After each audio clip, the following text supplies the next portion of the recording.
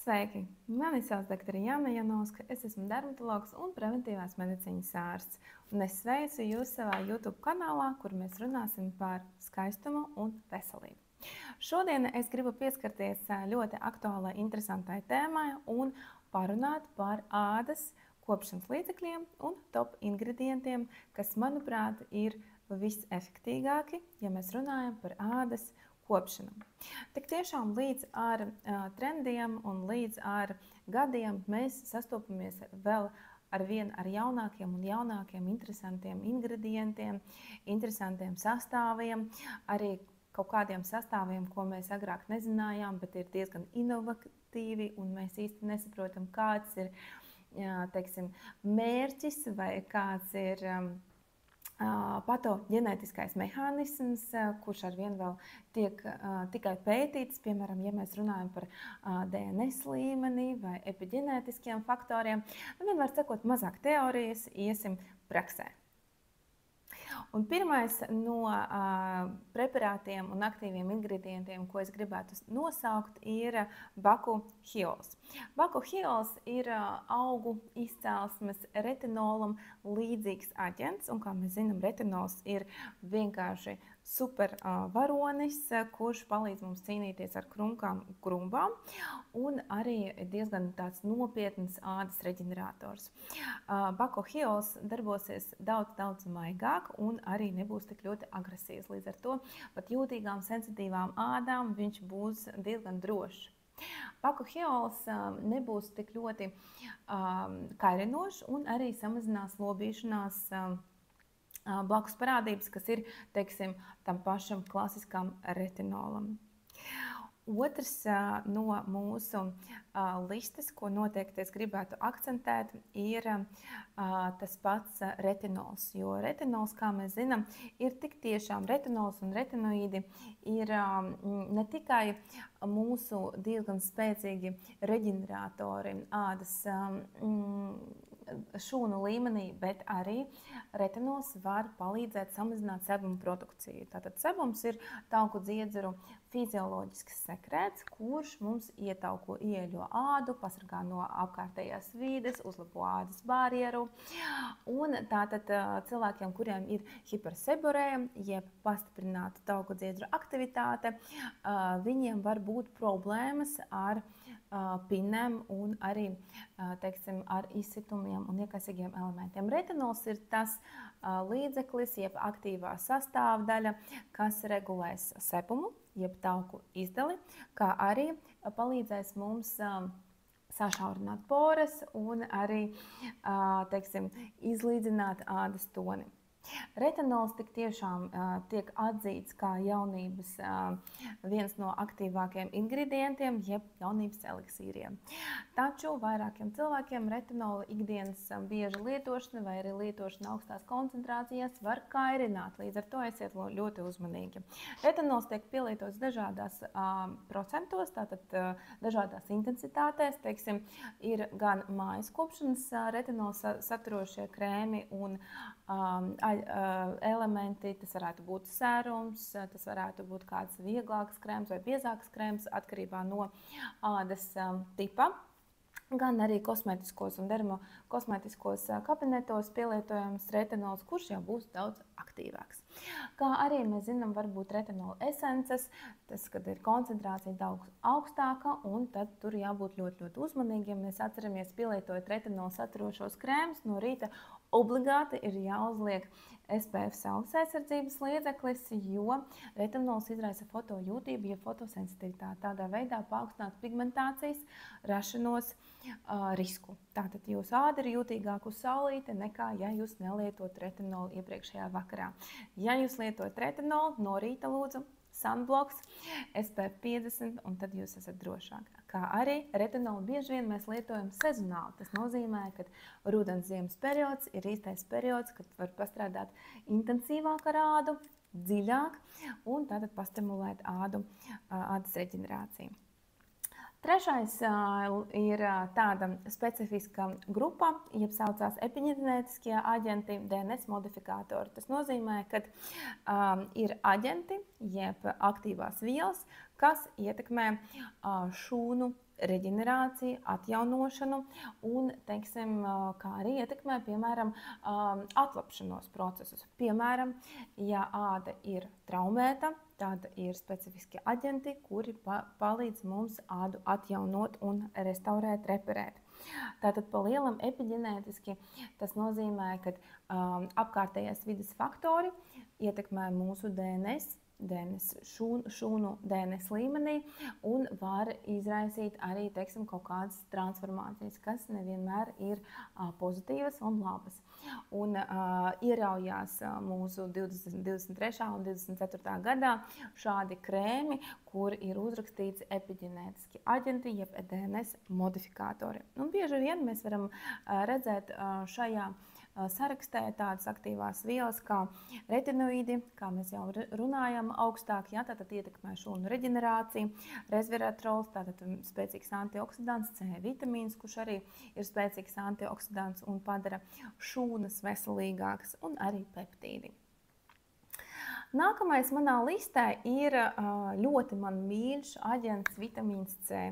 Vitamīns C ir viņš ir tāds ļoti daudzpusīgs. Sākot ar to, ka viņš stiprina asinsvadus, beidzot ar to, ka viņš stimulē tieši kolagēnu sintēzi mūsu ādā, dermas līmenī, ja, un, protams, arī balina ādu. Tātad tas ir arī aģents, kurš palīdz mums izlīdzināt ādas toni. Āda būs tvirtāka, stingrāka un elastīgāka. Ja? Par to visu ir atbildīgs mūsu C vitamīns, un arī atgādināšu, ka C vitamīns ir fotosensitīvs un molekula ir ļoti nestabila. Bunžiņas, kad jūs nopērkat, jābūt tumsā.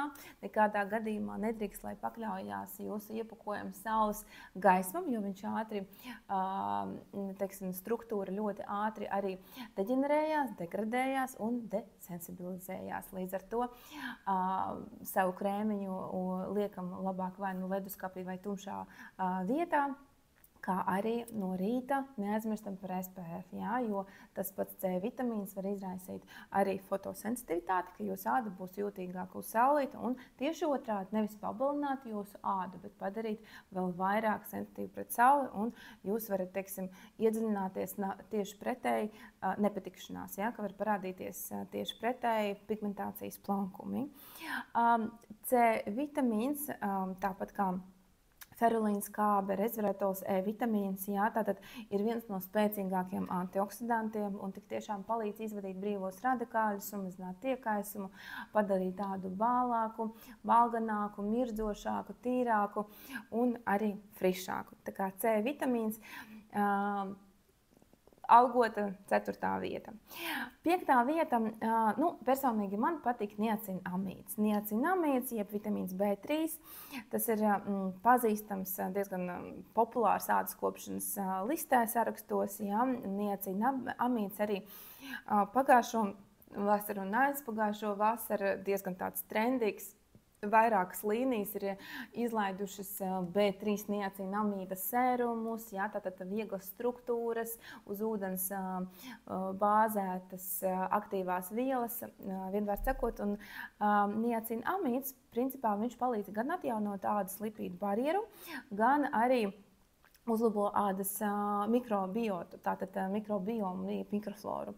Respektīvi, niacinamīds, viņš padara mūsu ādu stingrāku, spēcīgāku un tādā veidā arī pasargā no pātrinātās novecošanās. Niacinamīds arī padarīs jūsu ādu mirdzošāku. Tā kā tiem, kam gribās vairāk frišuma, tāda kā, teiksim, starojošākas ādas, tad niacinamīds noteikti jums varētu dot šo rezultātu.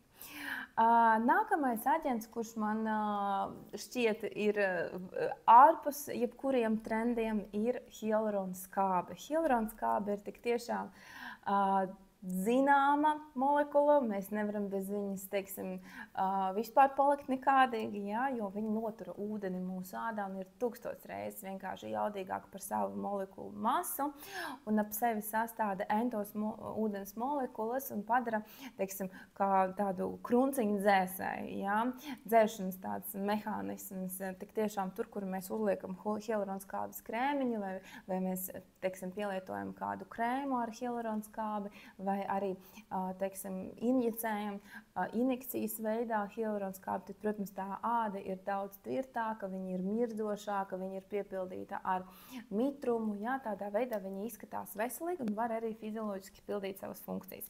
Bet tas arī nav viss, lai jums rezultāts ir noturīgs, skaists un tiešām jūsu ieguldījums enerģētisks un finansiāls ir diezgan tāds noturīgs un efektīvs, tad jums jāiedzer diezgan daudz ūdens ikdienā. Jā, tas varētu būt gan 2,5 litri ūdens, jo pa lielam mūsu ādas tirtums un elasticitāte, arī mitrums ir atkarīgs no tā, cik daudz šķidruma jūs lietojat.